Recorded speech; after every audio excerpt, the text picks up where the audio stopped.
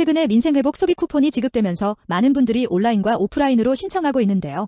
신청 방식과 지급 형태를 두고 여러 이야기가 돌고 있습니다. 요즘 온라인 커뮤니티나 채팅 앱 등에서 카드나 앱으로 받지 말고 종이로 된 지역 상품권이나 선불카드로 받으라는 이야기가 많죠. 이 얘기가 왜 나왔을까요? 일부 지자체에서는 오프라인 신청자에게 종이로 된 지류 지역 상품권이나 선불카드로 직접 나눠주는데 여기서 중요한 차이가 있어요. 민생회복 소비 쿠폰의 경우 공식 유효기간은 올해 11월 말까지예요. 카드와 지역 상품권 등 모두 소비하지 않으면 전부 소멸됩니다. 그런데 일부 지류 지역 상품권 등 기존에 발행된 지역 상품권과 같은 도안을 사용하면서 유효기간이 최대 5년이라는 점을 이용하면 급하게 사용할 필요가 없다는 거예요. 공식적으로는 이번 쿠폰도 11월 말까지 쓰라고 적극 안내하고 있지만 종이 상품권을 받으면 5년 동안 여유있게 쓸 수 있을 것이라는 말이 나오게 된 거죠. 그리고 여기서 또 하나의 문제가 더 터졌어요. 농촌 지역의 몇몇 혜택을 받으려고 주소지만 옮겨놓고 실제로는 도시에 사는 분들이 많잖아요. 그런 사람들이나 당장 현금이 필요한 사람들이 이용한다는 거예요.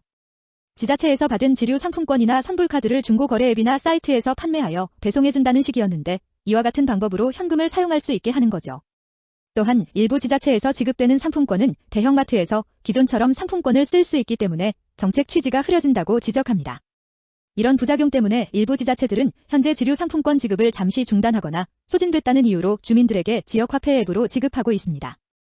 하지만 인터넷이나 스마트폰 사용이 어려운 어르신들처럼 꼭 필요한 대상자만 지류 상품권을 지급하는 곳도 있다고 해요. 소상공인 지원을 목적으로 만든 쿠폰인데 대형마트나 현금화 쪽으로 많이 넘어간다면 결국 자영업자한테 돌아가는 지원 효과가 줄어들겠죠. 관련 지역의 자영업자는 대형마트에서 사용하지 못하게 막아야 한다라거나 지류 상품권은 아예 중단해야 한다며 방지 대책을 마련해달라고 요구합니다. 이에 정부는 이런 현금화나 불법 거래가 적발되면 지원금 전액 환수와 벌금 등 엄정 대응을 예고했고 실제로 판매자에게는 3년 이하 징역, 2천만 원 이하 벌금까지 형사처벌도 가능하다고 공식 안내했어요. 하지만 중고거래는 개인 간의 거래에다가 대형마트로 사용되는 상품권은 직접 적발되지 않는 이상 실제로 처벌이 불가능할 것으로 보고 있어요. 반면 일부 누리꾼들은 대형마트 사용은 문제가 될 수 있어도 중고거래로 파는 건 자영업자 매출 확대와 소비 활성화하는 데 같다라는 의견들이 있어요. 즉, 판매한 지류 상품권이나 선불카드는 결국 그 지역에서 사용될 텐데 자영업자에게도 이득이라서 잘못된 건 아니라는 얘기죠.